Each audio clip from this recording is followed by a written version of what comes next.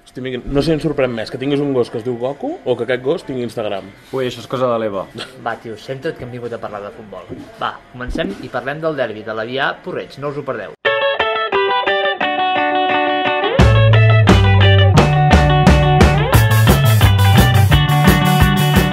Hola, què tal? Benvinguts a una nova tertúlia d'Entre Rivals, una tertúlia aquí, com sempre, al Bar Tucci de Berga, a la plaça de Tarascó. Avui parlem del derbi per excel·lència del cap de setmana, que ha estat a l'Avià Porreig. I per fer-ho parlem amb un exavianès que ara milita al Porreig, el Miqui. Miqui, què tal? Bé. I com sempre m'acompanya aquí l'Aleix. Aleix, vas anar al derbi, Tu? Jo no hi vaig poder anar, però tu sí. No sé com ho vas veure tot plegat. Bé, segurament la victòria crec que és bastant justa per l'Avià, va generar més ocasions, no sé, una mica el que dèiem del Porreig a les dues jornades, que a vegades potser costa això de generar gols, i va ser una mica en aquesta tònica. Van començar potser millor el Porreig, o el partit bastant anivellat, i llavors va ser l'Avià va capgirar tot el moment. No sé si ho vas veure així, com vas veure tu. Bueno, jo crec que nosaltres vam fer un plantejament bastant correcte, els vam esperar darrere i penso que a l'Avià li va costar molt. Llavors vam tenir la sort del gol perquè va ser un error defensiu seu de Moja, i llavors, com passa últimament, fem errors puntuals, no són individuals, són col·lectius, que ens penalitzen moltíssim. Llavors a la segona part vam jugar contra 10 tota la segona part, vam intentar arribar, però si analitzes internament des del Porreig, crec que no vam generar cap ocasió clara. Sí que alguna arribada, però no vam generar cap ocasió clara. Llavors, no sé si és falta de gol, falta del que sigui. Bueno, és cert això que comentes també, que els gols també venen d'errades puntuals vostres, que no sé si precisament us costa més, aquesta temporada us està costant més això, marcar gols o generar ocasions, o és més un problema d'intensitat durant els 90 minuts, que això, que hi ha errades en algun moment que us castiguen, no sé, aquesta temporada que t'està semblant. Sí, resposta no tinc per la pregunta que em fas, però si analitzes els últims partits, des de poder Sant Lorenzo, que ja fa 4 jornades d'això, estem jugant bé, estem arribant, i amb un error puntual ens fan un gol, i llavors ens costa molt capgirar el partit. Llavors a Viladecavalls jo no vaig ser-hi, però em diuen el mateix, vam perdre 3-0, però es veu que també hi van haver-hi errors. La setmana passada vam jugar un molt bon partit amb l'Artés, anàvem 1-0, minut 90 ens fan un gol, i aquesta setmana amb l'Avià, ostres, fem un plantejament correcte, penso jo, tenim el premi del gol, que és el que buscàvem, posar-nos per davant i que ells portessin la batuta, que al final era el nostre objectiu, i llavors et fan 2 gols sense fer pràcticament res.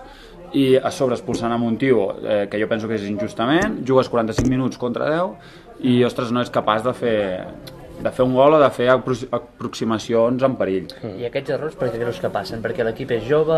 Perquè potser hi ha faltes de concentració durant els partits? Bueno, perquè l'equip és jove no m'agrada dir-ho, perquè al final la tercera catalana, excepte un equip de Terrassa, tots els equips són joves. Llavors això no és així. I falta de concentració tampoc ho penso, perquè des de l'escalfament amb l'Ivan jo penso que escalfem bé, sortim tots, i poder més que falta de concentració, poder és una por que ja s'ha ficat al vestidor, i fins que no la tallem amb una victòria o 2 victòries, doncs poder costarà una mica, però bueno, al final portem 10 jornades. Nosaltres sabem que els 3 equips de la comarca som el que té menys pressupost, tenen més pressió el Gironella i l'Avià, que jo penso que el seu objectiu és pujar, si no m'equivoco. En canvi el nostre objectiu és fer una bona temporada. Precisament anàvem a preguntar també sobre això, no? Sobre com veus els altres 2 equips de la comarca, perquè sembla que són clars aspirants a l'ascens per tal com estan ara mateix a la classificació. Jo penso, i ahir va perdre el Gironella, però tenia claríssim que el Gironella no punxaria gairebé cap partit. Sí que és cert que Cardona és un camp complicat, però jo crec que el Gironella acabarà pujant amb la primera plaça i poder pujar algunes setmanes abans que acabi la Lliga. I l'Avià depèn molt de com els hi vagi ara quan arribi Nadal i gener. Jo penso que si tenen possibilitats estaran fins al final, i si tenen mala sort amb algun resultat jo crec que els hi costarà molt psicològicament seguir. És el que jo penso. Déu-n'hi-do, les esperances amb el Gironella de pujar directament. Jo crec que té molt bon equip, comparat amb la resta. Més o menys he vist tots els equips i, ostres, al final els coneixem tots, i per mi és un pas endavant el Gironella. És un equip de segona catalana que jo penso que se salvaria. De fet, el Porreig va ser dels pocs equips que va aconseguir rascar punts amb el Calaf, oi? Sí, no sé si ha empatat o ha perdut algun partit, però amb nosaltres vam empatar un allà a l'últim minut. I què tal, el Calaf com el vas veure? Perquè potser és la gran incògnita des d'aquí del Berguedà. Sí, el Calaf jo penso, ara fa quasi un any que estic a tercera regional, bueno, tercera catalana, i jo crec que el Calaf és el típic equip de tercera catalana, que potser no té tan bon equip com el Gironella, però sap molt millor a què juga o a què juga en aquesta lliga. Llavors té 2 o 3 tios a dalt que ho fan molt bé i viuen d'això. Vull dir, defensivament són correctes i a dalt no perdonen. Llavors amb aquesta lliga jo penso que tens molt guanyat, sí. I ara ho deies, fa gairebé un any, no?, que estàs a tercera catalana, que estàs a Porreig. Abans jugaves a Vic, jugaves a primera catalana. Què et va fer decidir per venir a Porreig? Mira, es van ajuntar un cúmul de coses.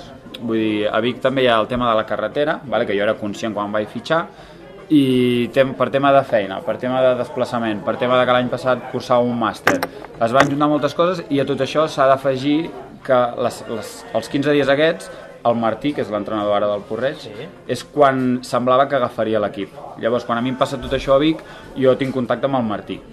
I anem parlant sobre la marxa, ell em demana si hi ha alguna possibilitat d'anar a Porreig, jo no tanco la porta, li dic, mira, em passa això a Vic, no estic del tot bé, em passa això del màster, la carretera també m'està cansant, i bueno, ens reunim un dia i parlem, i és un amic de la meva colla de fa uns anys, des de l'ESO, i al final, entre un cúmul de coses, es dona l'opció de fitxar pel Porreig.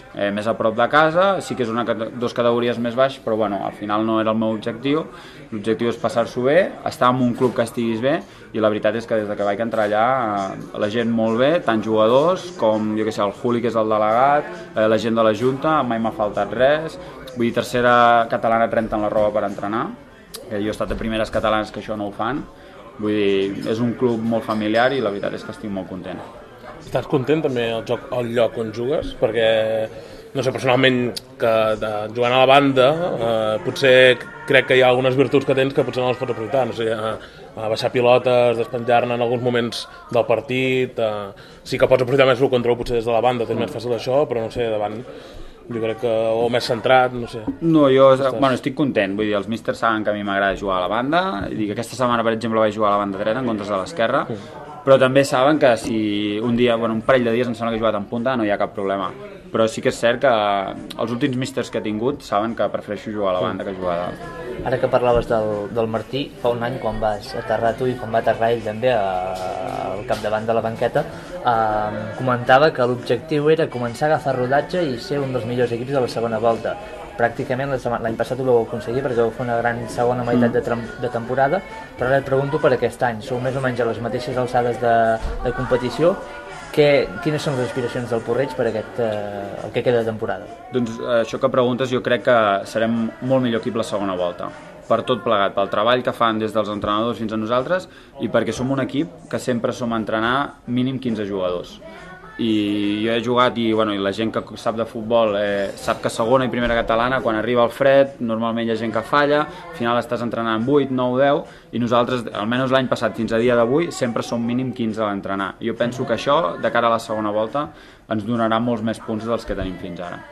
I a banda del Porreig a l'Eix han passat altres coses aquesta setmana. D'entrada, una de les més sorprenents, que és la derrota del Berga, Sí, perquè no havia perdut, de fet, portava 8 victòries, 2 empats, i el típic partit que trabat, que no hi ha ocasions per cap dels equips. El Berga es va queixar molt de l'arbitratge a la segona part, sobretot, amb un penal que pel que em diuen era fora l'àrea bastant clar, però el Berga segueix líder també perquè va perdre el Joanec també, i per tant 4 punts, és important, a 4 punts segueix, exacte. A tercera ja ho hem comentat una mica, però l'Avià va guanyar 2-1 al Porreig, avui n'hem parlat molt, i el Cardona va guanyar també 2-1 al Gironella en un partit que em comenten que va ser un final un pèl tens, amb un arbitratge, diríem, dubtós, però aquests partits de la part alta sempre acaben així. I a quarta catalana, un altre cap de setmana de derbis, hem tingut 3 derbis, hem tingut el Montmajor 2, Sant Salvador 0, el Casserres 1, Avià B1 i l'Alt Berguedà 1, Berga B1. Sí, interessant aquest últim, sobretot perquè era el de la part alta, i jo crec que... Podem dir que el Montmajor també està a la part alta o encara no ho podem dir? Però com a mi no eren el primer i el segon, quasi bé, virtual. Sí, la part alta de quarta que s'està apretant bastant.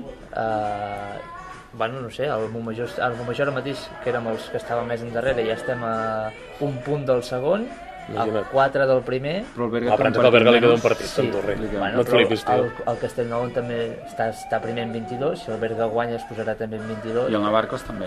i el Navarcles està en No, en 21, pot ser? 21, bé, està tot allà.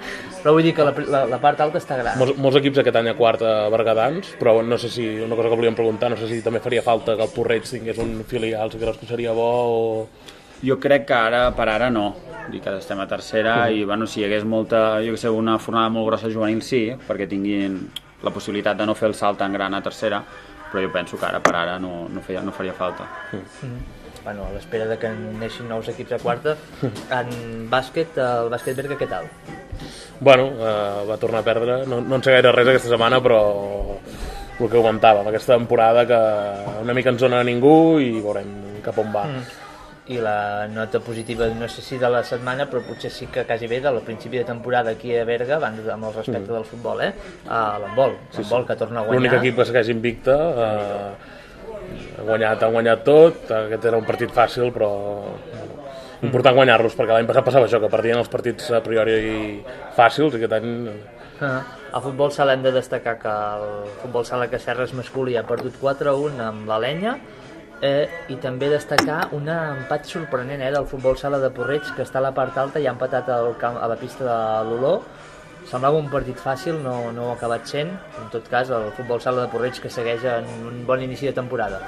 Avui, Aleix, hem parlat amb el Miqui del Porreig de futbol, que va perdre aquesta setmana el derbi contra l'Avià, però el Miqui sempre és una persona interessant per parlar-hi de futbol perquè té una gran trajectòria en els equips de la comarca. Miqui, gràcies per venir. Gràcies a vosaltres. I amb vosaltres ens veiem la setmana que ve. Recordeu, cada dilluns aquí al Bar Tucci. Durant la setmana podeu trobar la tertúlia a entrerivals.cat i al nostre Facebook d'Entre Rivals. La setmana que ve ens tornem a trobar. Recordeu, tots els resultats a la nostra pàgina web. Fins la setmana que ve. Adéu, adéu.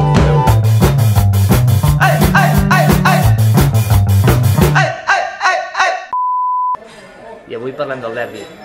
No us ho perdeu. Tornem-hi perquè no sé ni què t'he dit. Fet una paradinha aquí. Ui, això és cosa de l'Eva.